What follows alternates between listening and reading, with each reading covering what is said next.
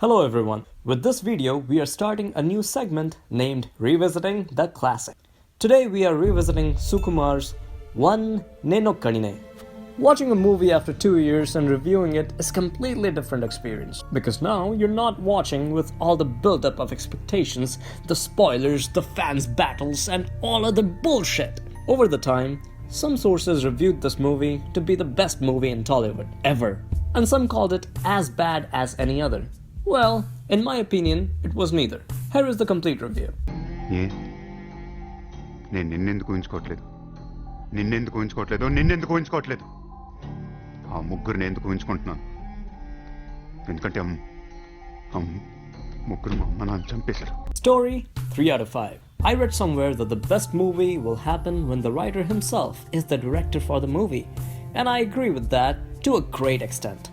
But when this happens, the writer or director must be extra cautious because people don't need to search for two people to divide the blame on. First of all, I really want to know if what we saw on the screen was the best version of the story drafted by Sukumar, because this was a story with great potential but did not quite hold up towards the end. The first half of it was fairly simple. The focus of the story was spot on. The hero has a condition and needs to find his past. That's it. The movie reveals the hero's condition in the first half and plays around it using the heroine to good effect. Gautam గతం ఉందా? లేదు పాప ఊహించుకుంటున్నాడంతే. What the writer got right in the first half was that the story was tight without many deviations and the plot twists were refreshing. Though I thought he missed a huge trick, which I will get back to later. It was not very unconvincing. Then came the second half, which started off okay, but dragged on and on and on. What he got right in the second half was pretty much nothing. The London story, the 3 twists under 10 minutes, and so on. What he got wrong was everything that was right in the first half. There was no sign of the hero's medical condition in the second half, and that was baffling. The story became loose, and the character did nothing to spark the dying plot. There was another letdown which I personally found very hard to ignore, and I will get back to this later. Overall, it was a good story with great potential, though the second half let me down. The first half earns the points. Cinematography 4 out of 5. One thing I liked about the entire movie is the quality of shots. All the shots were top quality. This was very evident in the Goa sequences. The focus was perfect, a little too perfect at times when the background was so blurry that it actually became disturbing. I'm happy to let that pass. A few low-angle shots were beautifully executed, like the opening shots of the movie and the ones before the interval break. I felt that the camera work captured the best parts of Goa and London. The sequencing for the chase sequences was good. The usage of different techniques, long shots, tight close-ups, landscape shots, bullet time, and floating camera was very clever and went a long way in increasing the quality of the movie. Though there were not many shots that I found extremely strong or beautiful, the overall standard set by the movie was pretty high and one to beat. This aspect was the silent savior for this movie. Acting 4 out of 5. Most of the screen time, as expected, was dedicated to Mahesh, and rightly so. Though I felt that he was underused and underperformed when I watched it the first time. Upon my second time, he looked alright. I can say with all certainty that there is no other actor in the Telugu industry who can cry on screen as convincingly as Mahesh.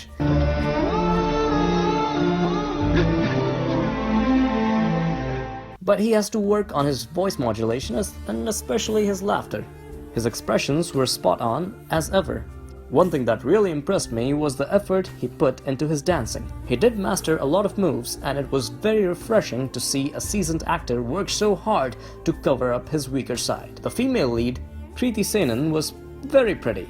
For a debutante, she did a fine job with her acting as well. She did her homework well and worked the lip sync well too.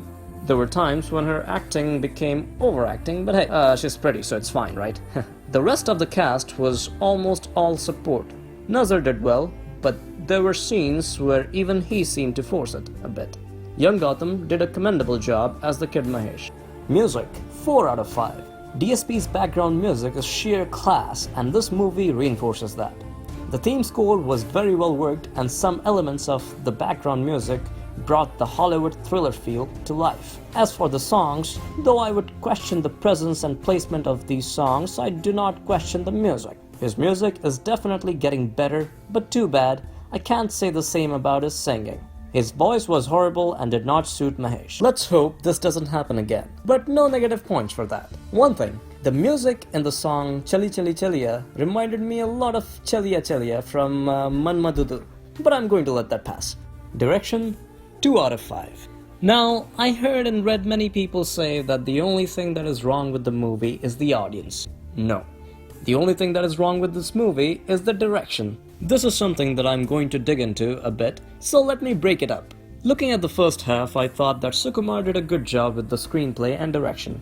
Minor details were meticulously worked upon. First, let me get the things that worked well out of the way. The quick cuts and fast-paced storytelling worked well for the first 20 to 25 minutes of the movie. He was spot on as he created doubts in the audience about the existence of the ponytail villain during the first periods of the movie.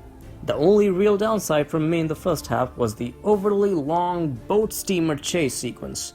Getting to the not so well done things in the first half, honestly, there were many small things to nitpick, but nothing major. Sukumar did a good job to string everything together. So, all minor things aside, based only on the first half, Sukumar gets a 4 on 5 for his brave and well-executed attempt. Now, to the second half. If there was ever a textbook about bad direction, this came right out of it. And if there isn't, then one could write it after seeing this half. This was atrocious filmmaking, putting it mildly. It all started within the first few minutes of the second half when the hero says to the heroine, ఇక్కడి నుంచి నా జీవితంలో అబద్ధాలు ఉండవు సమీర అన్ని నిజాలే. This was the director telling the audience that the hero, who has a proven case of severe brain disorder, will now magically show no signs of it just because he says so. Rule number 1. Never, ever, ever make your characters speak for you.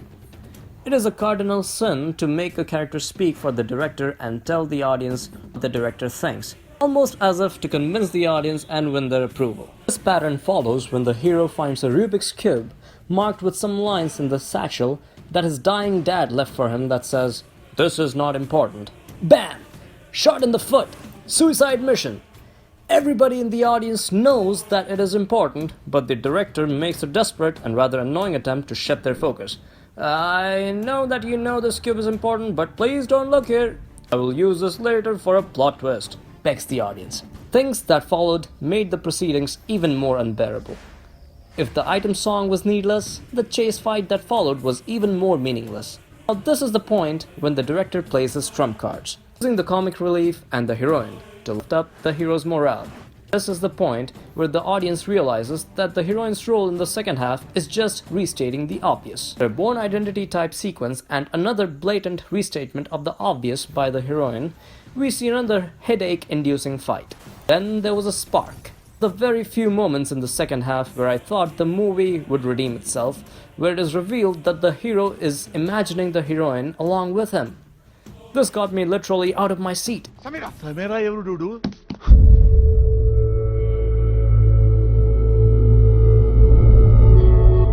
ఓ అమ్మాయా, ఎప్పుడు సమీరా సమీరా అని కలవరిస్తుంటావు.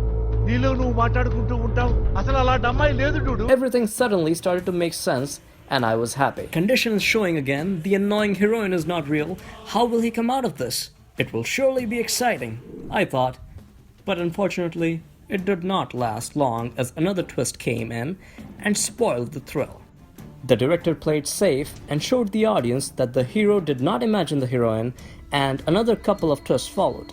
Totally, there were around 4 to 5 twists in a 15-minute span, and it did not do any good for the plot. An encounter with the villain, escaping 100 bullets from point blank and killing the villain, and then, out of the blue, the hero realizing the song he learned as a kid and running back to his home, which stood its ground for 20 years. Rule number 2. If you want to make something credible, don't do it out of the blue. Show it to the audience from the beginning and repeat it until the twist makes sense. Man, did the director even watch the shit he made?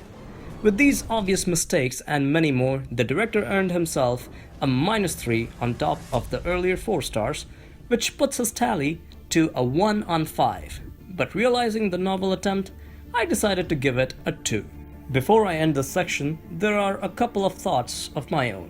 2 things that I felt would have really redeemed the movie and taken it in a better direction. First, In the first half, there is a big reveal where the director shows that the ponytailed Mongolian villain in Goa committing a murder. This made the audience realize that this guy did exist, and whenever the hero saw him in Goa, he did exist. In my opinion, this relieved a lot of tension from the audience's mind. Instead, if this reveal was never made in the beginning and the story continued as it did till the interval where the reveal was made, it would have had more of an impact on the audience. The audience would have been confused and constantly in thought whenever the hero saw the ponytailed guy until the interval. That would have added a whole lot more to the first half. Second, the director made a huge mistake of revealing a very smart twist to the audience. He said that the heroine was never in London. It was all the hero's imagination. Now, that was a huge thing in my opinion. The claim that the heroine never was in London fit the bill perfectly. The hero had a condition and he was just imagining things. But the cover-up given to that was nowhere satisfying as the thought it evoked. If he were actually imagining her, I believe the second half would have come alive. It certainly would have required a lot of more effort from the story writer. But isn't that what he was paid for? As it turns out, I was definitely asking too much. Overall, the first half was really good.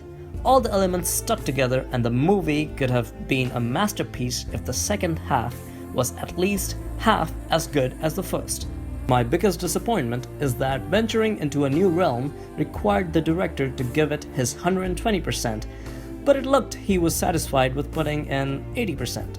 All said and done, this is still a must-watch because it is a new dimension for Telugu cinema, one step forward in the right direction. Let's hope more movies follow this lead and the dream of genre specificity is realized in Telugu cinema sooner rather than later. Our rating for this film is 3 out of 5. Give your ratings in the comments below. If you like this video, please subscribe and click the bell icon for more updates.